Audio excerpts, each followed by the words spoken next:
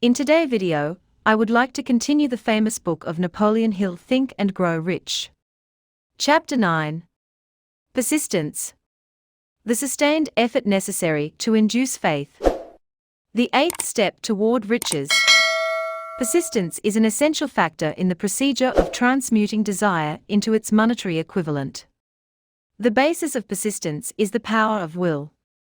Willpower and desire, when properly combined, make an irresistible pair. Men who accumulate great fortunes are generally known as cold-blooded, and sometimes ruthless. Often they are misunderstood. What they have is willpower, which they mix with persistence, and place back of their desires to ensure the attainment of their objectives. Henry Ford has been generally misunderstood to be ruthless and cold-blooded. This misconception grew out of Ford's habit of following through in all of his plans with persistence. The majority of people are ready to throw their aims and purposes overboard and give up at the first sign of opposition or misfortune. A few carry on despite all opposition until they attain their goal. These few are the Fords, Carnegies, Rockefellers, and Edisons. There may be no heroic connotation to the word persistence, but the quality is to the character of man what carbon is to steel.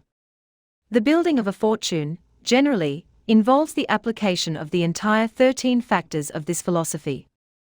These principles must be understood, they must be applied with persistence by all who accumulate money. If you are following this book with the intention of applying the knowledge it conveys, your first test as to your persistence will come when you begin to follow the 6 steps described in the second chapter.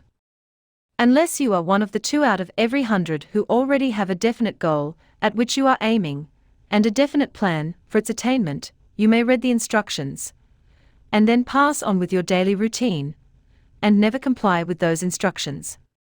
The author is checking you up at this point, because lack of persistence is one of the major causes of failure. Moreover, experience with thousands of people has proved that lack of persistence is a weakness common to the majority of men. It is a weakness which may be overcome by effort. The ease with which lack of persistence may be conquered will depend entirely upon the intensity of one's desire. The starting point of all achievement is desire. Keep this constantly in mind. Weak desires bring weak results, just as a small amount of fire makes a small amount of heat. If you find yourself lacking in persistence, this weakness may be remedied by building a stronger fire under your desires. Continue to read through to the end, then go back to chapter 2, and start immediately to carry out the instructions given in connection with the 6 steps. The eagerness with which you follow these instructions will indicate clearly how much or how little you really desire to accumulate money. If you find that you are indifferent, you may be sure that you have not yet acquired the money consciousness, which you must possess, before you can be sure of accumulating a fortune. Fortunes gravitate to men whose minds have been prepared to attract them, just as surely as water gravitates to the ocean. In this book may be found all the stimuli necessary to attune any normal mind to the vibrations, which will attract the object of one's desires. If you find you are weak in persistence, center your attention upon the instructions contained in the chapter on power. Surround yourself with a mastermind group, and through the cooperative efforts of the members of this group, you can develop persistence. You will find additional instructions for the development of persistence in the chapters on autosuggestion and the subconscious mind. Follow the instructions outlined in these chapters until your habit nature hands over to your subconscious mind a clear picture of the object of your desire. From that point on, you will not be handicapped by lack of persistence. Your subconscious mind works continuously, while you are awake, and while you are asleep. Spasmodic, or occasional effort to apply the rules will be of no value to you. To get results, you must apply all of the rules until their application becomes a fixed habit with you. In no other way can you develop the necessary money consciousness. Poverty is attracted to the one whose mind is favorable to it, as money is attracted to him whose mind has been deliberately prepared to attract it, and through the same laws. Poverty consciousness will voluntarily seize the mind which is not occupied with the money consciousness. A poverty consciousness develops without conscious application of habits favorable to it. The money consciousness must be created to order, unless one is born with such a consciousness. Catch the full significance of the statements in the preceding paragraph, and you will understand the importance of persistence in the accumulation of a fortune. Without persistence, you will be defeated, even before you start. With persistence, you will win. If you have ever experienced a nightmare, you will realize the value of persistence. You are lying in bed, half awake, with a feeling that you are about to smother. You are unable to turn over, or to move a muscle. You realize that you must begin to regain control over your muscles. Through persistent effort of willpower, you finally manage to move the fingers of one hand. By continuing to move your fingers, you extend your control to the muscles of one arm, until you can lift it. Then you gain control of the other arm in the same manner. You finally gain control over the muscles of one leg, and then extend it to the other leg. Then, with one supreme effort of will, you regain complete control over your muscular system, and snap out of your nightmare. The trick has been turned step by step. You may find it necessary to snap out of your mental inertia, through a similar procedure, moving slowly at first, then increasing your speed, until you gain complete control over your will. Be persistent no matter how slowly you may, at first, have to move. With persistence will come success. If you select your mastermind group with care, you will have in it, at least one person who will aid you in the development of persistence. Some men who have accumulated great fortunes did so because of necessity. They developed the habit of persistence because they were so closely driven by circumstances that they had to become persistent. There is no substitute for persistence. It cannot be supplanted by any other quality. Remember this, and it will hearten you, in the beginning, when the going may seem difficult and slow. Those who have cultivated the habit of persistence seem to enjoy insurance against failure. No matter how many times they are defeated, they finally arrive up toward the top of the ladder. Sometimes it appears that there is a hidden guide whose duty is to test men through all sorts of discouraging experiences. Those who pick themselves up after defeat and keep on trying, arrive, and the world cries, "Bravo! I knew you could do it." The hidden guide lets no one enjoy great achievement without passing the persistence test. Those who can't take it simply do not make the grade. Those who can take it are bountifully rewarded for their persistence. They receive, as their compensation, whatever goal they are pursuing. That is not all. They receive something infinitely more important than material compensation, the knowledge that every failure brings with it the seed of an equivalent advantage. There are exceptions to this rule. A few people know from experience the soundness of persistence. They are the ones who have not accepted defeat as being anything more than temporary. They are the ones whose desires are so persistently applied that defeat is finally changed into victory. We who stand on the sidelines of life see the overwhelmingly large number who go down in defeat, never to rise again. We see the few who take the punishment of defeat as an urge to greater effort. These, fortunately, never learn to accept life's reverse gear. But what we do not see, what most of us never suspect of existing, is the silent, but irresistible power, which comes to the rescue of those who fight on in the face of discouragement. If we speak of this power at all, we call it persistence, and let it go at that. One thing we all know, if one does not possess persistence, one does not achieve noteworthy success in any calling. As these lines are being written, I look up from my work, and see before me, less than a block away, the great mysterious Broadway, the graveyard of dead hopes, and the front porch of opportunity. From all over the world people have come to Broadway, seeking fame, fortune, power, love, or whatever it is that human beings call success. Once in a great while someone steps out from the long procession of seekers, and the world hears that another person has mastered Broadway. But Broadway is not easily nor quickly conquered. She acknowledges talent, recognizes genius, pays off in money, only after one has refused to quit. Then we know he has discovered the secret of how to conquer Broadway. The secret is always inseparably attached to one word: persistence. The secret is told in the struggle of Fanny Hurst, whose persistence conquered the Great White Way.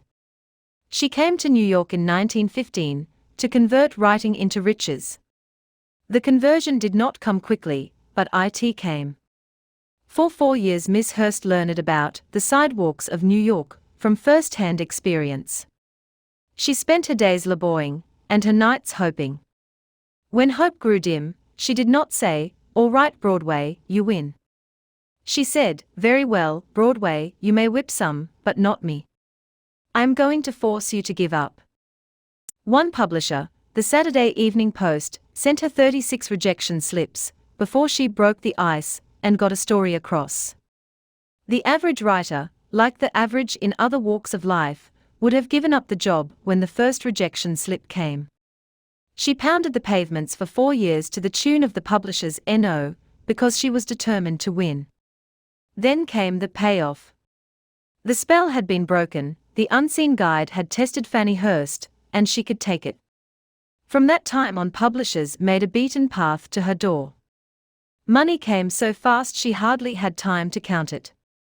Then the moving picture men discovered her, and money came not in small change, but in floods. The moving picture rights to her latest novel, Great Laughter, brought $100,000, said to be the highest price ever paid for a story before publication. Her royalties from the sale of the book probably will run much more. Briefly, you have a description of what persistence is capable of achieving. Fanny Hurst is no exception. Wherever men and women accumulate great riches, you may be sure they first acquired persistence. Broadway will give any beggar a cup of coffee and a sandwich, but it demands persistence of those who go after the big stakes. Kate Smith will say amen when she reads this. 4 years she sang, without money, and without price, before any microphone she could reach. Broadway said to her, "Come and get it, if you can take it." She did take it until one happy day Broadway got tired and said, "Oh, what's the use? You don't know when you're whipped, so name your price, and go to work in earnest." Miss Smith named her price. It was plenty. Away up in figures so high that 1 week's salary is far more than most people make in a whole year. Verily it pays to be persistent. And here is an encouraging statement, which carries with it a suggestion of great significance. Thousands of singers, who excel Kate Smith, are walking up and down Broadway looking for a break without success. Countless others have come and gone, many of them sang well enough, but they failed to make the grade because they lacked the courage to keep on keeping on, until Broadway became tired of turning them away. Persistence is a state of mind, therefore it can be cultivated. Like all states of mind, persistence is based upon definite causes, among them these: a definiteness of purpose. Knowing what one wants is the first and, perhaps, the most important step toward the development of persistence. A strong motive forces one to surmount many difficulties. b. Desire. It is comparatively easy to acquire and to maintain persistence in pursuing the object of intense desire. c. Self-reliance. Belief in one's ability to carry out a plan encourages one to follow the plan through with persistence. Self-reliance can be developed through the principle described in the chapter on autosuggestion. d. Definiteness of plans. Organized plans, even though they may be weak and entirely impractical, encourage persistence. e. Accurate knowledge. Knowing that one's plans are sound, based upon experience or observation, encourages persistence. Guessing instead of knowing destroys persistence. f. Cooperation. Sympathy, understanding, and harmonious cooperation with others tend to develop persistence. g. Willpower. The habit of concentrating one's thoughts upon the building of plans for the attainment of a definite purpose leads to persistence. h. Habit. Persistence is the direct result of habit. The mind absorbs and becomes a part of the daily experiences upon which it feeds. Fear, the worst of all enemies, can be effectively cured by forced repetition of acts of courage. Everyone who has seen active service in war knows this. Before leaving the subject of persistence, take inventory of yourself and determine in what particular, if any, you are lacking in this essential quality. Measure yourself courageously, point by point, and see how many of the 8 factors of persistence you lack. The analysis may lead to discoveries that will give you a new grip on yourself. Symptoms of lack of persistence. Here you will find the real enemies, which stand between you and noteworthy achievement. Here you will find not only the symptoms indicating weakness of persistence, but also the deeply seated subconscious causes of this weakness. Study the list carefully, and face yourself squarely if you really wish to know who you are, and what you are capable of doing. These are the weaknesses which must be mastered by all who accumulate riches. 1. Failure to recognize and to clearly define exactly what one wants. 2. Procrastination, with or without cause. Usually backed up with a formidable array of alibis and excuses. 3. Lack of interest in acquiring specialized knowledge. 4. Indecision, the habit of passing the buck on all occasions, instead of facing issues squarely, also backed by alibis. 5. The habit of relying upon alibis instead of creating definite plans for the solution of problems. 6. Self-satisfaction. There is but little remedy for this affliction, and no hope for those who suffer from it. 7. Indifference, usually reflected in one's readiness to compromise on all occasions, rather than meet opposition and fight it. 8. The habit of blaming others for one's mistakes, and accepting unfavorable circumstances as being unavoidable. 9. Weakness of desire, due to neglect in the choice of motives that impel action. 10. Willingness, even eagerness, to quit at the first sign of defeat. Based upon one or more of the 6 basic fears. 11. Lack of organized plans, placed in writing where they may be analyzed. 12. The habit of neglecting to move on ideas, or to grasp opportunity when it presents itself. 13. Wishing instead of willing. 14. The habit of compromising with poverty instead of aiming at riches. General absence of ambition to be, to do, and to own. 15. Searching for all the shortcuts to riches, trying to get without giving a fair equivalent, usually reflected in the habit of gambling, endeavoring to drive sharp bargains. 16. Fear of criticism, failure to create plans and to put them into action, because of what other people will think, do, or say. This enemy belongs at the head of the list, because it generally recognized. See the 6 basic fears in a later chapter. Let us examine some of the symptoms of the fear of criticism. The majority of people permit relatives, friends, and the public at large to so influence them that they cannot live their own lives, because they fear criticism. Huge numbers of people make mistakes in marriage, stand by the bargain, and go through life miserable and unhappy, because they fear criticism, which may follow if they correct the mistake. Anyone who has submitted to this form of fear knows the irreparable damage it does, by destroying ambition, self-reliance, and the desire to achieve. Millions of people neglect to acquire belated educations, after having left school, because they fear criticism. Countless numbers of men and women, both young and old, permit relatives to wreck their lives in the name of duty, because they fear criticism. Duty does not require any person to submit to the destruction of his personal ambitions, and the right to live his own life in his own way. People refuse to take chances in business, because they fear the criticism which may follow if they fail. The fear of criticism, in such cases, is stronger than the desire for success. Too many people refuse to set high goals for themselves, or even neglect selecting a career, because they fear the criticism of relatives and friends, who may say, "Don't aim so high, people will think you are crazy." When Andrew Carnegie suggested that I devote 20 years to the organization of a philosophy of individual achievement, my first impulse of thought was fear of what people might say. The suggestion set out a goal for me, far out of proportion to any I had ever conceived. As quick as a flash, my mind began to create alibis and excuses, all of them traceable to the inherent fear of criticism. Something inside of me said, "You can't do it, the job is too big, and requires too much time. What will your relatives think of you? How will you earn a living? no one has ever organized a philosophy of success. What right have you to believe you can do it? Who are you, anyway, to aim so high?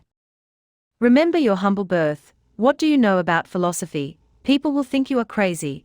And they did. Why hasn't some other person done this before now? These, and many other questions flashed into my mind, and demanded attention. It seemed as if the whole world had suddenly turned its attention to me with the purpose of ridiculing me into giving up all desire to carry out Mr. Carnegie's suggestion. I had a fine opportunity, then and there, to kill off ambition before it gained control of me.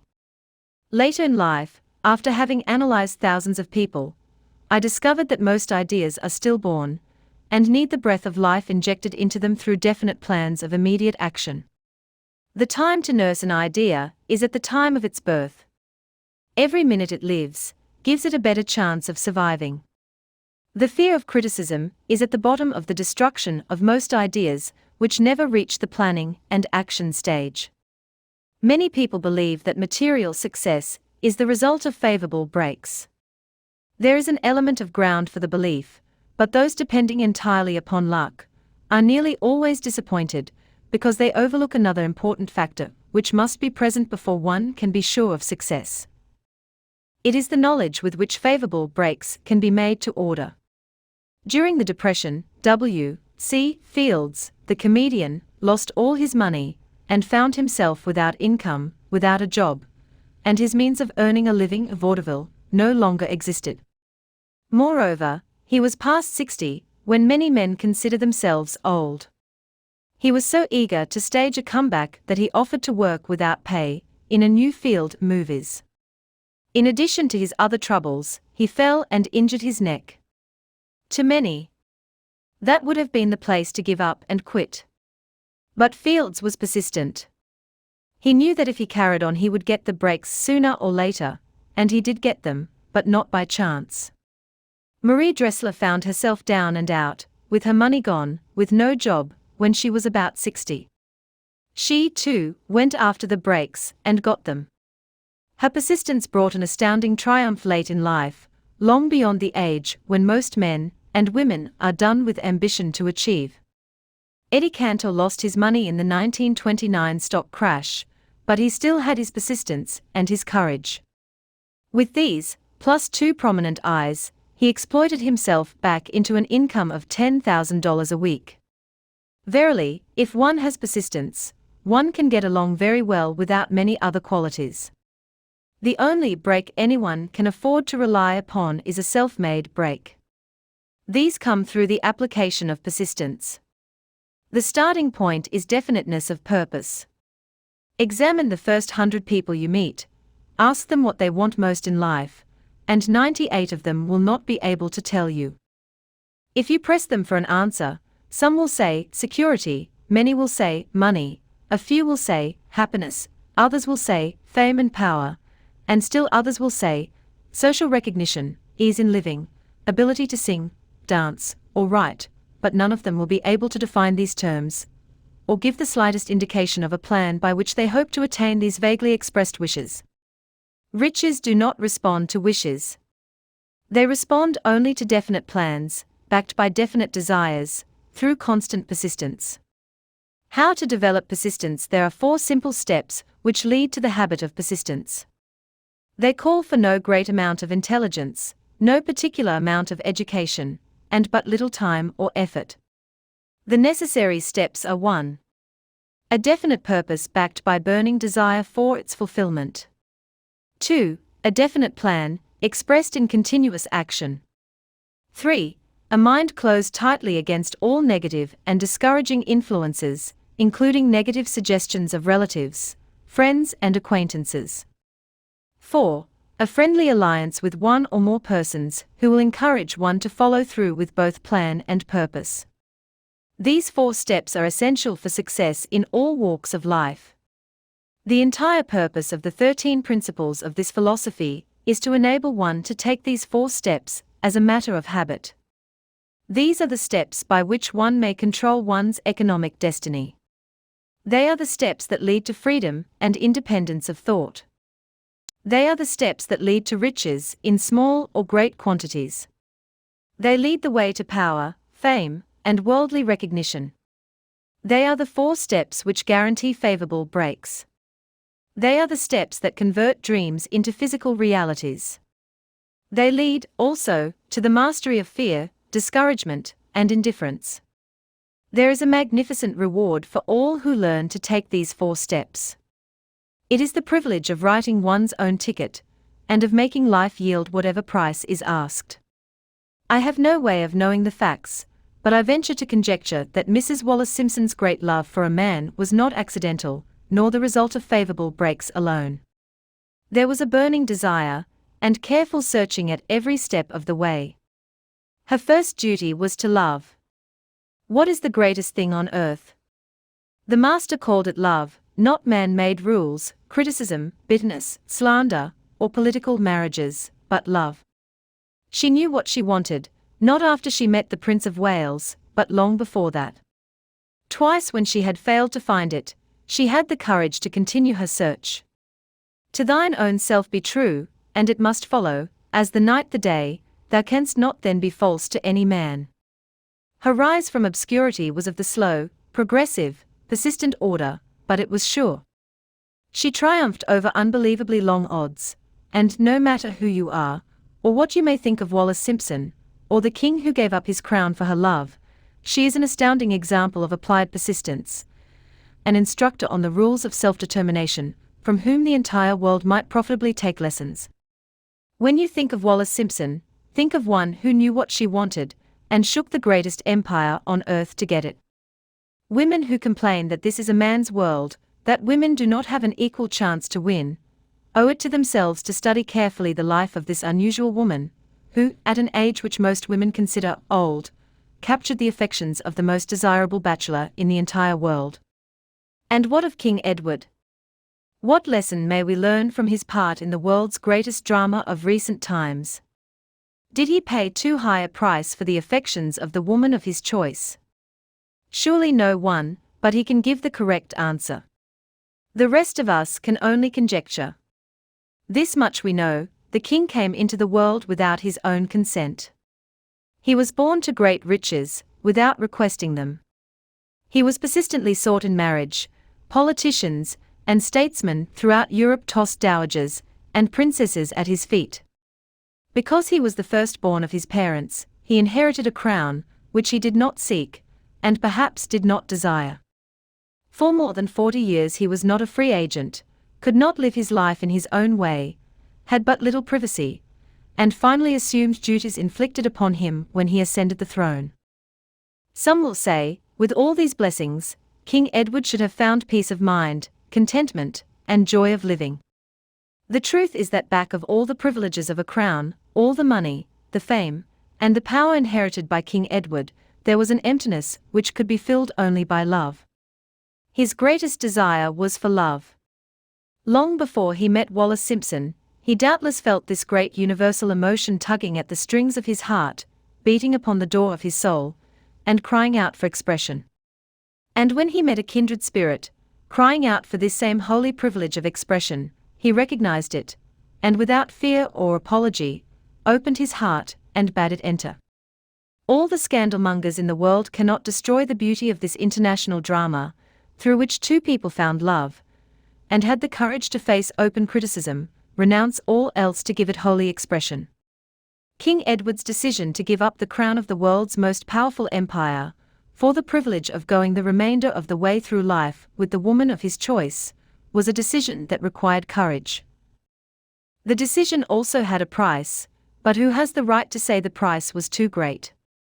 Surely not he who said, "He among you who is without sin, let him cast the first stone." As a suggestion to any evil-minded person who chooses to find fault with the Duke of Windsor, because his desire was for love, and for openly declaring his love for Wallace Simpson, and giving up his throne for her, let it be remembered that the open declaration was not essential.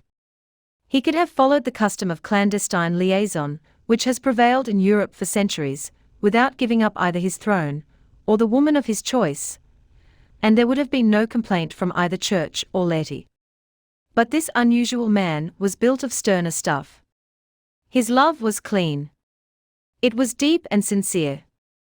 It represented the one thing which, above all else, he truly desired. Therefore, he took what he wanted, and paid the price demanded. If Europe had been blessed with more rulers with the human heart, and the traits of honesty of ex-King Edward, for the past century, that unfortunate hemisphere now seething with greed, hate, lust, political connivance, and threats of war, would have a different and a better story to tell. A story in which love and not hate would rule. In the words of Stuart Austin, where we raise our cup, and drink this toast to ex-King Edward, and Wallace Simpson, blessed is the man, who has come to know that our muted thoughts are our sweetest thoughts. Blessed is the man who, from the blackest depths, can see the luminous figure of love, and seeing, sing, and singing, say, sweeter far than uttered lays, are the thoughts I have of you. In these words would we pay tribute to the two people who, more than all others of modern times, have been the victims of criticism, and the recipients of abuse, because they found life's greatest treasure, and claimed it. Most of the world will applaud the Duke of Windsor and Wallace Simpson, because of their persistence in searching until they found life's greatest reward. All of us can profit by following their example in our own search for that which we demand of life. What mystical power gives to men of persistence the capacity to master difficulties? Does the quality of persistence set up in one's mind some form of spiritual, mental, or chemical activity which gives one access to supernatural forces? Does infinite intelligence throw itself on the side of the person who still fights on, after the battle has been lost, with the whole world on the opposing side? These and many other similar questions have arisen in my mind as I have observed men like Henry Ford, who started at scratch, and built an industrial empire of huge proportions, with little else in the way of a beginning but persistence. Or Thomas Edison, who, with less than 3 months of schooling, became the world's leading inventor and converted persistence into the talking machine, the moving picture machine, and the incandescent light, to say nothing of 100 other useful inventions. I had the happy privilege of analyzing both Mr. Edison and Mr. Ford, year by year, over a long period of years, and therefore, the opportunity to study them at close range. So I speak from actual knowledge when I say that I found no quality save persistence, in either of them, that even remotely suggested the major source of their stupendous achievements. As one makes an impartial study of the prophets, philosophers, miracle men, and religious leaders of the past, one is drawn to the inevitable conclusion that persistence, concentration of effort, and definiteness of purpose were the major sources of their achievements. Consider, for example, the strange and fascinating story of Mohammed, analyze his life, compare him with men of achievement in this modern age of industry and finance, and observe how they have one outstanding trait in common: persistence. If you are keenly interested in studying the strange power which gives potency to persistence, read a biography of Mohammed, especially the one by Asad Bey. This brief review of that book, by Thomas Sugru, in the Herald Tribune, will provide a preview of the rare treat in store for those who take the time to read the entire story of one of the most astounding examples of the power of persistence known to civilization.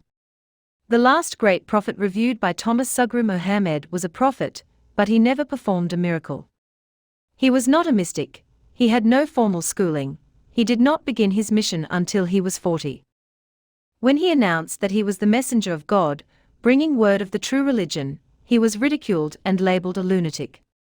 Children tripped him, and women threw filth upon him.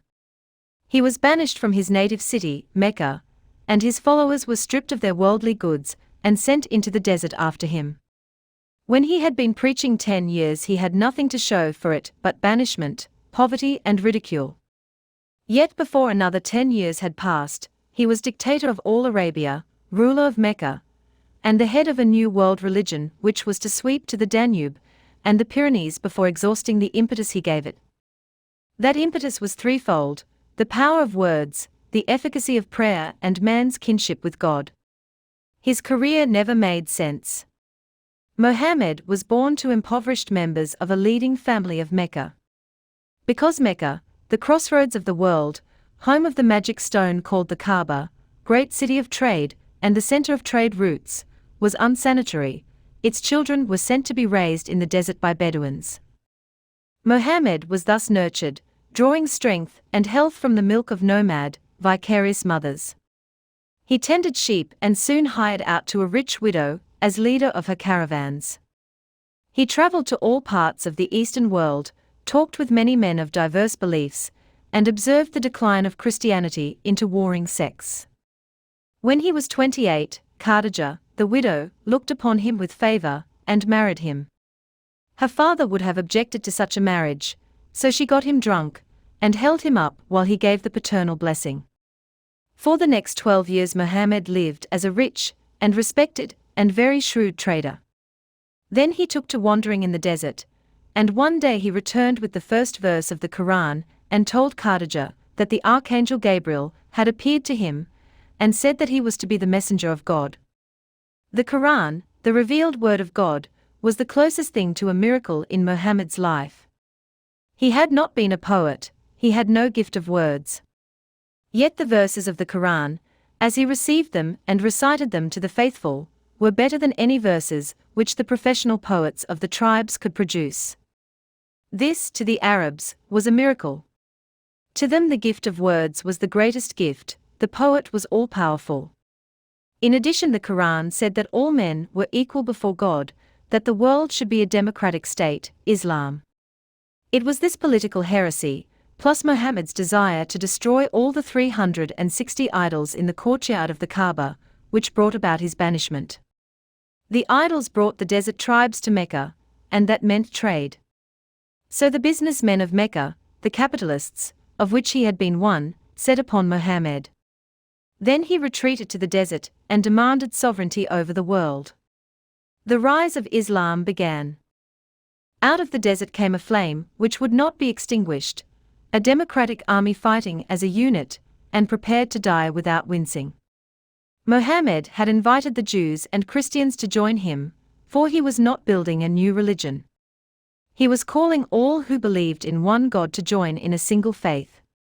If the Jews and Christians had accepted his invitation, Islam would have conquered the world. They didn't.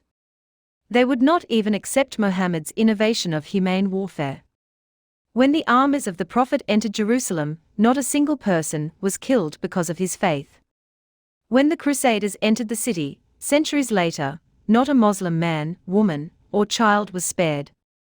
But the Christians did accept one Muslim idea, the place of learning, the university.